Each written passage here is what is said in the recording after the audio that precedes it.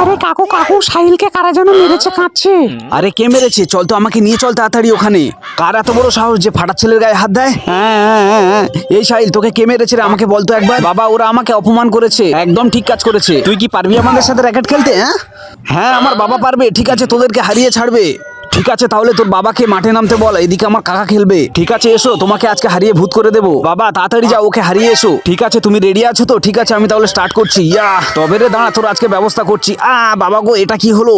আরে আমাকে হার মানলে চলবে না, দেখি তাড়াতাড়ি যাই। আরে এটা তো চিটিং করছো কেন? আরে এটা কোনো চিটিং নয়, তোর বাবা হেরে গেছে। এই দাঁড়া, খেলা এখন অনেক বাকি আছে। এই নে দাঁড়া, তোকে এইবার আমি মজা দেখাচ্ছি, এতক্ষণ কিচ্ছু বলিনি। মাগো, ও এটা কি হলো? কোমরটা ভেঙে গেল রে। আমার বাবা জিতে গেছে। কাকা কাকা, এই নাও, ধরো এই র্যাকেটটা নাও। ওরে বাবা, এবার কি করবো আমি? আয় চলে আয়, মোকাবিলা কর আমার সাথে। তবে রে হু, এই খেয়েছে, এবার কি করবো আমি? ও বাবা গো, মাগো, কেউ বাঁচাও আমাকে। এই তো আমার কাকা জিতে গেছে। এই আমার সাথে মোকাবিলা করতে হলে আর একটা জন্ম নিয়ে আসতে হবে তোকে। বাবা এই নাও, তোমার জন্য সুপার র্যাকেট নিয়ে এসেছি।